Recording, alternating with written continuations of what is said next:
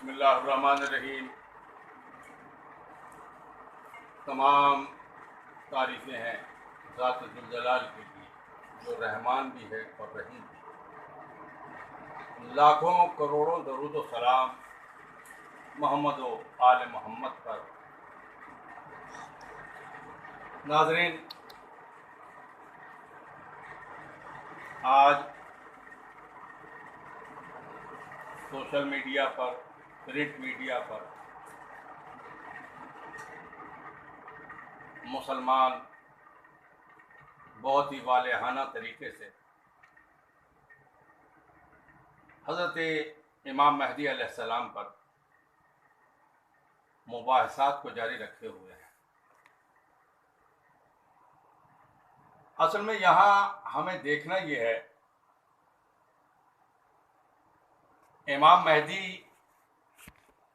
کے موضوع کو تو ہم ایک سلسلے کے طور پر پیش کرتے رہیں گے، اور اسی حوالے سے ہم نے بہت سارے عناوین قائم کیے ہیں امام مہدی کے حوالے سے۔ لیکن سب سے پہلے ہمیں دیکھنا یہ ہے کہ لفظ امام کیا ہے۔ جب ہم سمجھیں گے کہ امام کیا ہے، پھر اس کے بعد اس کے اقسام ہمارے سامنے آئیں گے۔ اب امام مہدی علیہ السلام کا موضوع عالمگیری موضوع ہے۔ کوئی ایسا نہیں ہے کہ کوئی بھی شخص کسی بھی حوالے سے کھڑے ہو کے یہ کہہ دے کہ قرآن میں تو کہیں مجھے امام مہدی کا تذکرہ نہیں ملتا، اور نبی کی حدیث ہے ایک آدھ ضعیف حدیث جس کو مکتبہ تشیع نے اٹھایا ہوا ہے۔ قرآن فہمی کا دعویٰ کرنا بہت آسان ہے، اس کو نبھانا بہت مشکل ہے۔ جہاں قرآن کے 70 ظاہر ہیں اور 70 باطن ہیں،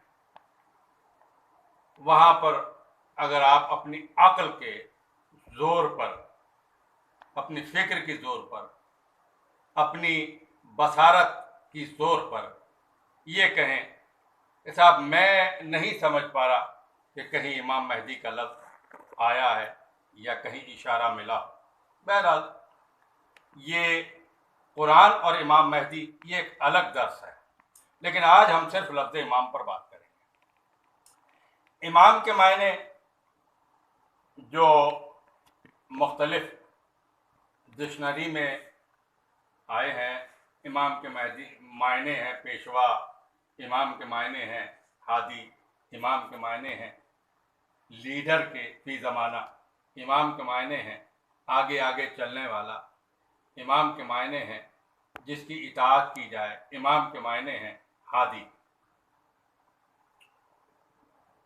پھر ہم آئیں گے امام کی تعریف پر کہ امام کی تعریف کیا ہے۔ اس کے بعد جب تعریف سے گزر کر اگلی منزل ہے وہ ہے خصائص امام، اس کے بعد ہے معرفت امام، اس کے بعد آئے گا درجات امام۔ درجات امام کی بھی 3 قسمیں ہیں، درجے ہیں امامت کے۔ پہلا درجہ ہے امامت صغریٰ، دوسرا درجہ ہے امامت کبریٰ، اور تیسرا درجہ ہے امامت مطلقہ۔ جس طرح کے تشیع کے علماء نے اس کی تخصیص کی اس اعتبار سے کہ امامت صغریٰ کیا ہے۔ امامت صغریٰ کے لیے کہا یہ جاتا ہے کہ حضرت آدم علیہ السلام سے لے کر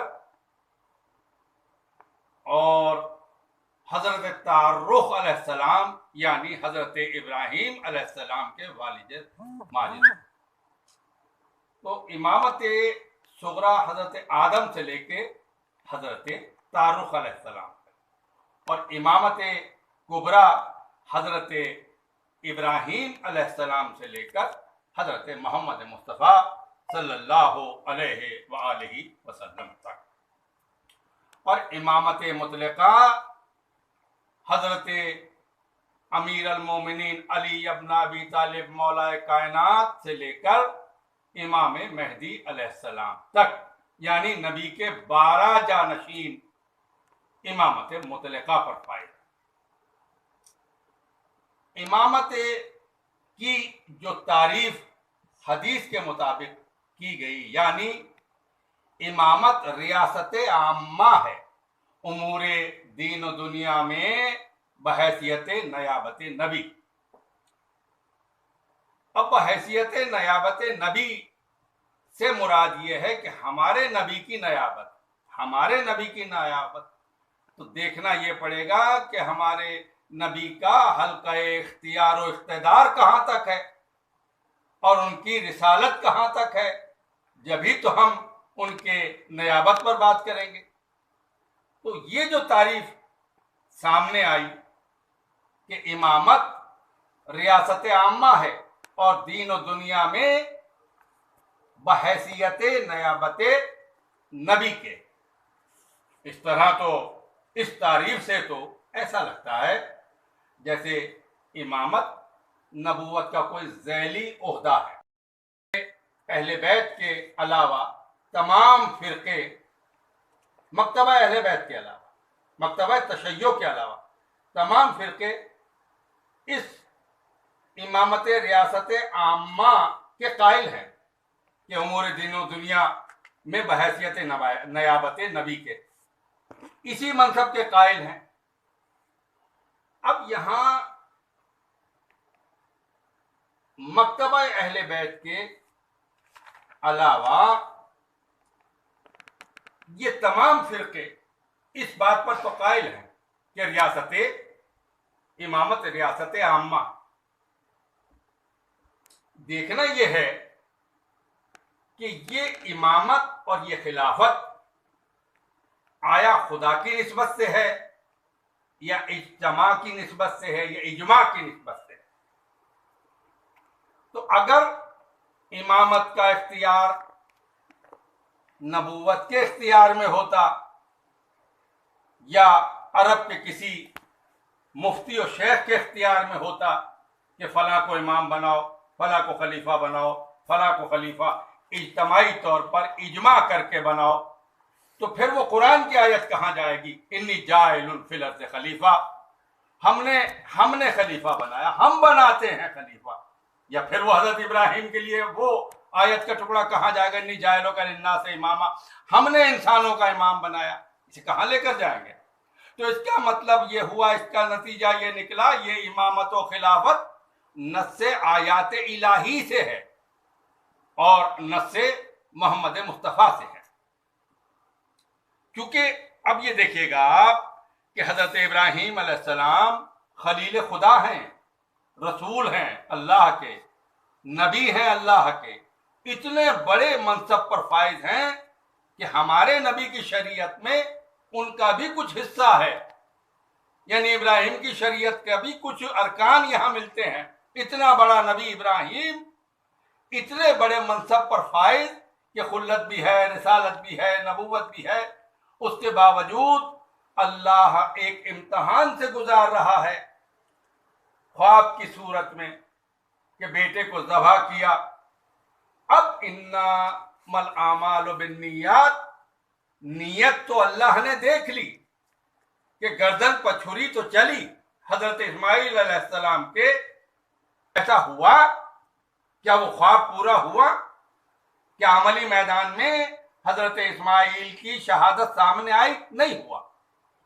لیکن اس جذبے اور ایثار کو اور اس حقیقت و سچائی کو، اس نیت کو دیکھ کر اللہ نے تحفے میں امامت کا تحفہ عطا کیا. تو امامت کبریٰ اس اعتبار سے حضرت ابراہیم کے پاس آئی. اللہ نے تب کہیں جا کر کہا ہم تمہیں انسانوں کا امام بناتے ہیں، تو سب سے پہلے تو امام کی تعریف سنیں آپ. امام کی تعریف اس حوالے سے کہ ہمارے واجب الاحترام اہل سنت کے علماء کرام جنہوں نے امامت کی یہ تعریف کی ہے، جو آپ کے سامنے بیان ہو چکی. لیکن امامت کی صحیح اور حقیقی تعریف یہ ہے.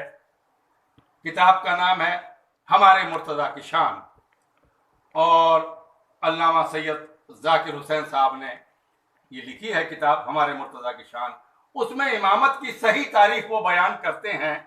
وہ کہتے ہیں ریاست عامہ یہ ہے کہ کائنات عالم کی کوئی شے امام کے دائرہ اختیار سے باہر نہ ہو، اور امام متقدم فی الوجود اور ہر وجود پر عالم اور ہر شے پر قدرت اور تصرف رکھنے والا حاکم ہو. یہ انہوں نے امامت کی تعریف لکھی. پھر وہ کہتے ہیں امامت کیا ہے؟ امامت ظہور ولایت کے نقطۂ آغاز کا نام ہے امامت. تو اب ان حوالوں سے جو ہمیں وقت ملتا رہے گا اور ہمارا میسج مسلمانوں تک پہنچتا رہے گا، ہم آہستہ آہستہ اپنے درس کو آگے بڑھاتے رہیں گے. کیونکہ قرآن نے کہا یوم ندعو کل اناس بامامہم، ہم ہر شخص کو اس کے پیشوا کے ساتھ، اس کے امام کے ساتھ اٹھائیں گے. ظاہر ہے جس دور میں وہ رہا ہو اس دور میں اس نے امام اپنا کوئی تو بنایا ہوگا، یا اجماعی طور پر جو بنا وہ بنایا، یا خدا کی نص جس پر قائم ہوئی اس کو مانا. لیکن اٹھے گا اسی کے ساتھ جس کو اس نے اپنا امام سمجھا اور بنایا. اب نبی کی حدیث پھر آگے بڑھ کے یہ بتاتی ہے کہ جو بھی شخص مر گیا اور اپنے وقت کے امام کو اس نے نہیں پہچانا، وہ جاہلیت کی موت مرا. اس کا مقصد یہ ہے آغاز زندگی بھی امام کے ساتھ ہے اور انجام بھی امام کے ساتھ ہونا ہے. لہذا ہم مزید امامت کی تعریف کو آگے بڑھانے کے لیے اگلا درس آئندہ کی تقریروں میں آپ کی خدمت میں پیش کریں گے. وآخر دعوانا ان الحمد للہ رب العالمین.